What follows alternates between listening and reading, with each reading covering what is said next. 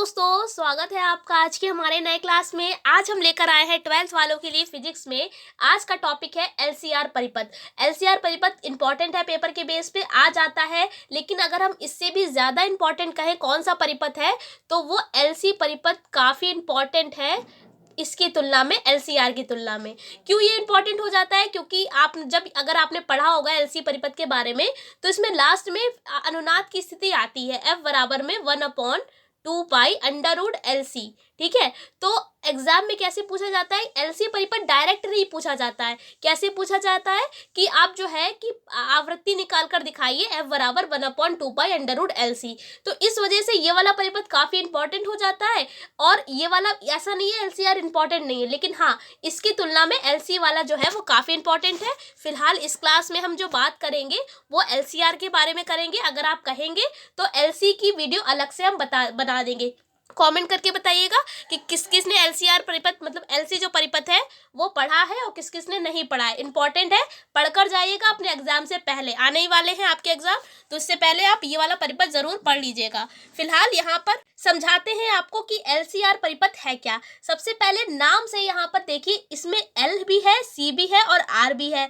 ऐसा परिपथ जिसमें एल भी हो, सी भी हो और आर भी हो, तीनों चीजें हैं, तो वो क्या कहलाएगा? एलसीआर परिपथ कहलाएगा। अगर इसी जगह पर कोई और परिपथ दे दिया जाए, जैसे कि हमने दे दिया एलआर परिपथ, तो ऐसा परिपथ जिसमें एल होता है, आर होता है, एलआर परिपथ कहलाता है। इसी तरीके से अगर एलसी दे दे तो जिसमें एल होता है, सी होता है, वो कौन सा परिपथ कहलाता है? एलसी परिपथ कहलाता है। तो आपके एग्जाम में कोई भी परिपथ आए तो आप कैसे उसके बारे में लिखेंगे? बहुत आसान है कि जो भी उसका नाम दे रखा है उसके अकॉर्डिंग आप उसका परिपथ बना देंगे, यानी कि सर्किट बना देंगे। अब बात आती है यहाँ पर एल, सी और आर है क्या। अगर आपको नहीं पता है कोई टेंशन की बात नहीं है, सब डिटेल करेंगे एक एक चीज को। देखिए यहाँ पर एल का मतलब होता है स्वह प्रेरण। क्या मतलब होता है? स्वह प्रेरण। ये टॉपिक अपने आप में इंपॉर्टेंट है। स्वह प्रेरण हमने बताया भी था आपको कि स्वह प्रेरण और अन्योन प्रेरण में से हर साल एग्जाम में एक ना एक पूछा जरूर जाता है, और इससे एक न्यूमेरिकल भी आता है एग्जाम में, तो इस टॉपिक को भी मत छोड़िएगा। उसके बाद यहाँ पर अगर आप एल को अगर बनाएंगे सर्किट में तो कैसे डिनोट करेंगे, कैसे प्रदर्शित करेंगे?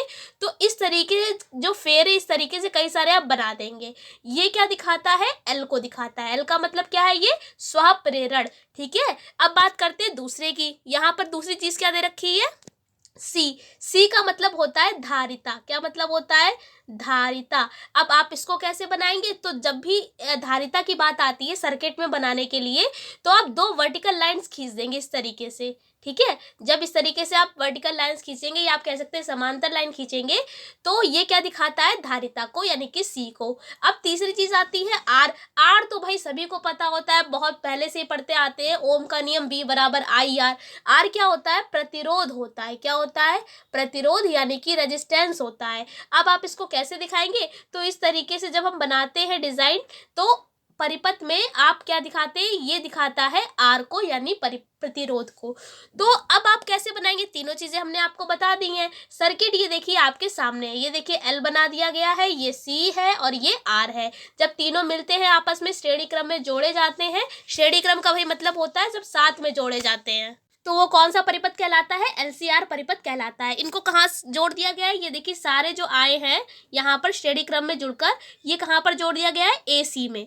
एसी क्या होता है? एसी का मतलब होता है प्रत्यावर्ती धारा। इस तरीके से जब भी आपको सिंबल मिला कहीं भी दिखेगा तो वो क्या होती है? एसी होता है। एसी का मतलब प्रत्यावर्ती धारा, जो आपके घरों में सप्लाई करी जाती है। ठीक है, तो ये तो हमारा परिपथ बना दिया जो हमसे पूछा जा रहा था। अब आपको इसके बारे में भी समझा देते हैं, क्योंकि जब तक आप इसके बारे में नहीं समझेंगे तो आप इसके बारे में लिख भी नहीं पाएंगे। लेकिन इसको बताने से पहले आपको एक चीज बताते हैं। सबसे पहले अगर आपने ये चैप्टर पढ़ा होगा प्रत्यावर्ती धारा, उसी में है ये एलसीआर परिपथ, तो इस चैप्टर में सबसे पहले आपको कई सारे परिपथ के बारे में बताया गया होगा। परिपथ कई तरीके के होते हैं, जैसे कि ये वाला जो एलसीआर है ये सबसे लास्ट है। सबसे पहला परिपथ होता है आर परिपथ। ठीक है, इसी तरीके से होता है, फिर उसके बाद होता है एल परिपथ, सी परिपथ, फिर हम मिलाते हैं दो को, एलआर बनता है, दो को मिलाएंगे एलसी बनेगा। ठीक है, CR बनता है। तो इस तरीके से कई सारे परिपथ हो जाते हैं, लेकिन इसी सीरीज में लास्ट में होता है LCR। तो लेकिन सबसे पहले आपको R, L और C क्यों पढ़ाया जाता है? क्योंकि जब तक आपको एक एक नहीं जानेंगे तब तक आप तीनों को जब मिला देंगे तो फिर कैसे जानेंगे? तो इसलिए पहले एक एक परिपथ को समझा दिया जाता है, जिसके बाद जो है जब आप दो को मिलाते हैं या तीन चीज़ों को मिला देते हैं तो आप बहुत आसान तरीके से समझ सकते हैं। यहाँ पर मैं आपको पूरा डिटेल में तो नहीं, लेकिन हाँ शॉर्ट में समझा देते हैं। जैसे कि सबसे पहला परिपथ R होता है।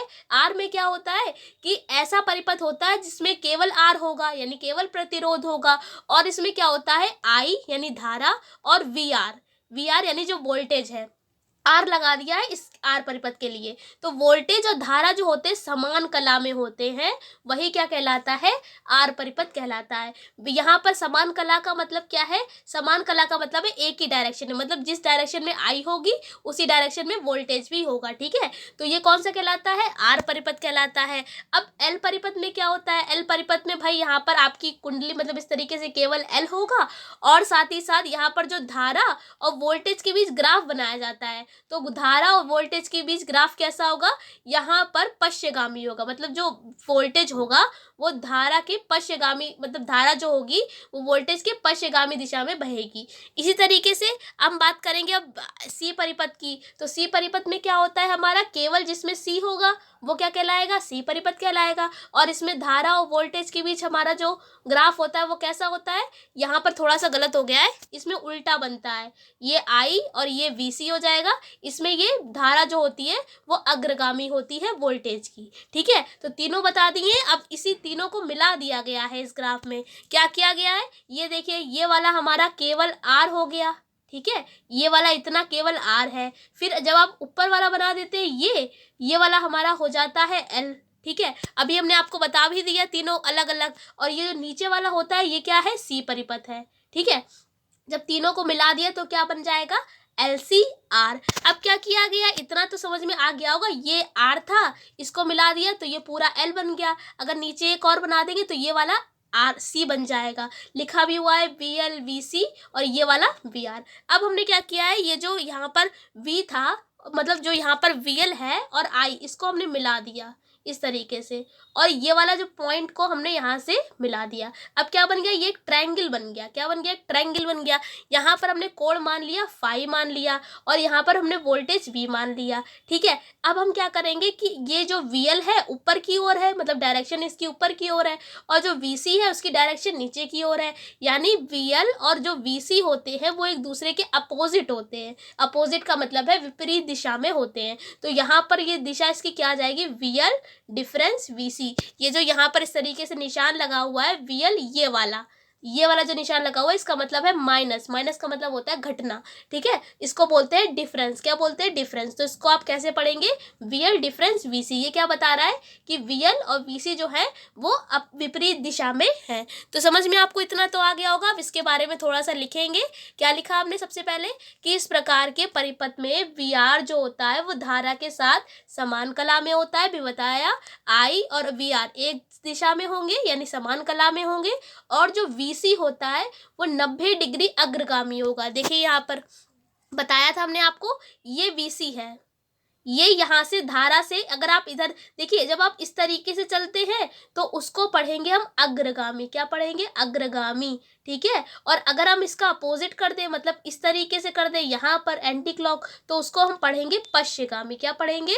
पश्चिगामी। तो आप याद रखिए, अगर सीधा है तो अग्रगामी, उल्टा है तो पश्चिगामी। अब यहाँ पर देखिए इनके बीच 90 डिग्री एंगल है, ये भी 90 डिग्री एंगल है। तो इसमें क्या कहा गया है कि जो धारा होगी वो VC की क्या होगी? यहाँ पर अग्रगामी होगी। क्या होगी? अग्रगामी। क्यों अग्रगामी है? क्योंकि भाई ये देखिए सीधा सीधा है। अब इसी तरीके से आगे लाइन में लिखेंगे कि यहाँ पर जो VL है वो धारा के क्या है? यहाँ पर पश्चिगामी होता है। क्या होता है? 90 डिग्री पश्चिगामी। 90 डिग्री कहाँ से आए? तो भाई यहाँ पर एंगल बनना है 90 डिग्री। तो इतना समझ में आपको आ गया। और ये देखिए लाइन में लिख दिए कि अर्थात VL और VC क्या होते हैं? विपरीत कला में है या विपरीत डायरेक्शन में है। अब क्या करेंगे? चित्र से देखिए, यहाँ पर देखिए ये वाली डिस्टेंस हमको पता है क्या है? VL difference VC। ठीक है। ये मतलब ये वाली जो डिस्टेंस इतनी है तो मतलब इसका मतलब है ये वाली भी इतनी ही होगी, VL डिफरेंस VC। ये वाली डिस्टेंस क्या है हमारी, VR, और ये वाला क्या है, V। तो इसीलिए आपने पढ़ा होगा जब भी इस तरीके से ट्रायंगल बनता है और ये हमारा कोण फाई है तो हम इसमें पाइथागोरस थ्योरम लगा सकते हैं। पाइथागोरस थ्योरम का मतलब क्या है, कर्ण स्क्वायर बराबर लंब स्क्वायर प्लस आधार स्क्वायर। ये क्या होता है, 90 डिग्री का ये एंगल बनना है, इसके जस्ट सामने वाला होता है कर्ण, ठीक है। और ये जो सीधा सीधा होता है बिल्कुल एंगल के, वो होता है लंब, और बेस तो आपको पता ही है आधार होता है। तो ये वाली थ्योरम लगाएंगे, ये कैसे लगाएंगे, तो ये देखिए ये वाला हो जाएगा कर्ण स्क्वायर, ये वाला हो जाएगा लंब स्क्वायर, और ये वाला आधार स्क्वायर। कैसे लगाएंगे, यानी इसका स्क्वायर, के का मतलब यहाँ पर V का स्क्वायर बराबर L का मतलब क्या है, ये VL डिफरेंस VC का स्क्वायर आ जाएगा, प्लस करेंगे और आधार कितना दे रखा है, VR, तो ये हो जाएगा VR का स्क्वायर। तो ये वाली इक्वेशन बन जाएगी कहाँ से, हमारी चित्र से। कहाँ से लेकर आए, तो पाइथागोरस थ्योरम से लेकर आए। अब ये देखिए इसको लाइन को समझा दिया है हमने आपको। अब क्या किया गया, इसे सॉल्व किया गया है। आपने पढ़ा होगा V बराबर IR होता है, ओम का ही नियम होता है, ठीक है। और कई बार आपको बता चुके हैं कि जब हमारी बात आती है प्रत्यावर्ती धारा चैप्टर में या ट्रांसफार्मर में, तो हम R नहीं लिखते हैं, क्या लिखते हैं, X लिखते हैं, XL, ठीक है, प्रतिघात लिखते हैं, या R की जगह हम Z भी लिखते हैं। तो आप ये फॉर्मूला याद कर लीजिए कि VL बराबर होता है IXL, ठीक है, और VC बराबर क्या होता है, IXC। तो यहाँ पर केवल यहाँ पर रखा है मान को, और VR बराबर क्या होता है, IR। स्क्वायर जैसा चल रहा है वैसा ही चलने दिया, और यहाँ पर V स्क्वायर बराबर में जैसा है उसको भी वैसा ही चलने दिया। अब यहाँ देखिए I यहाँ पर भी है, यहाँ पर भी है, और यहाँ पर भी है, तीनों जगह से कॉमन लेके इसके नीचे पहुँचा दिया, ठीक है। स्क्वायर चल रहा था तो स्क्वायर के संग पहुँचाया, तो ये हो गया I स्क्वायर। बाकी जो बचा उसको ऐसे रहने दिया। एक फॉर्मूला होता है Z स्क्वायर बराबर होता है V स्क्वायर I स्क्वायर। यहाँ पैसे याद रखिए, Z बराबर होता है V अपॉन में I। Z क्या होती है, प्रतिबाधा होती है, ठीक है। तो V अपॉन में I बन रहा है, तो ये Z बन गया, स्क्वायर था तो स्क्वायर लगा दिया, ये जैसा था उसको वैसा ही रहने दिया। अब क्या किया हमने, यहाँ पे स्क्वायर को हटाया और अंडर रूट बढ़ा दिया, ये क्या निकल गई, Z निकल गया। Z का मतलब है ये LCR परिपथ की प्रतिबाधा है। अब इसी तरीके से अगर कलांतर आपसे पूछा जाए, ठीक है, क्वेश्चन में पूरा लिखा होगा कि आपको प्रतिबाधा निकालनी है या कलांतर निकालना है, तो कलांतर हमेशा क्या होता है, वोल्टेज और धारा के बीच में निकलता है। यहाँ पर देखिए क्या लगाएंगे फॉर्मूला, tan फाई बराबर क्या होता है, लंब बटे आधार। आपने पढ़ा होगा tan थीटा बराबर क्या होता है, लंब बटे आधार। तो इसमें देखिए हमारे चित्र में लंब क्या है और आधार क्या है, ये ट्रायंगल है, लंब ये हो जाएगा, आधार ये है। लंब का मतलब क्या है, VL डिफरेंस VC, ठीक है, और आधार का मतलब क्या है, VR। तो tan फाई किसके बराबर हो जाएगा, VL डिफरेंस VC अपॉन में VR। तो यही लाइन लिखी है यहाँ पर। फिर उसके बाद क्या किया, VL की जगह पे IXL रखा, VC की जगह पर IXC रखा, VR की जगह पे IR। ये सारे फॉर्मूले होते हैं, आपको पता होना चाहिए।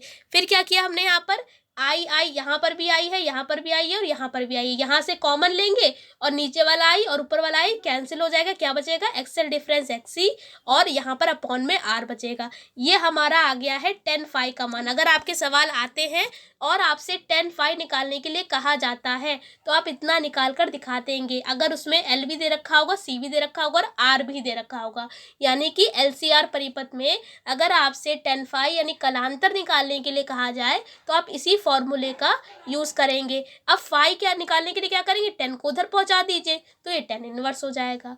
तो आई होप पूरा क्लास आपको अच्छे से समझा पाए होंगे। बहुत कुछ ज्यादा नहीं है, बस आपको इतना याद रखना है, LCR में ये तो सभी बना लेते हैं, यहाँ पर बच्चे कंफ्यूज होते हैं। बस आप ये तीन चीजें याद रखिए, अगर R है तो I और VR जो है वो सेम डायरेक्शन में रहेगा।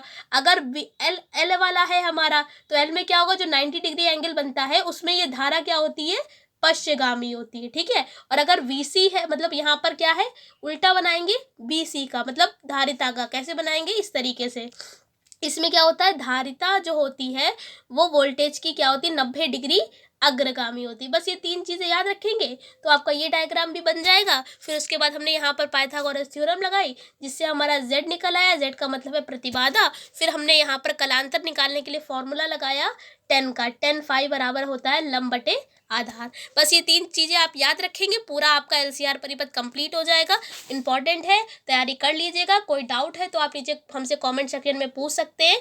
प्लेलिस्ट हम दे देंगे फिजिक्स की यहाँ पर डिस्क्रिप्शन में, और साथ में न्यूमेरिकल वाली भी प्लेलिस्ट दे देंगे। आप वहाँ पर जाकर बहुत आराम से अपनी प्रिपरेशन कर सकते हैं। एग्जाम आने वाले हैं तो जम करके तैयारी कीजिएगा। मेरी तरफ से आपको बेस्ट ऑफ लक। इस क्लास में इतने रखते हैं, तब तक के लिए जय हिंद, जय भारत।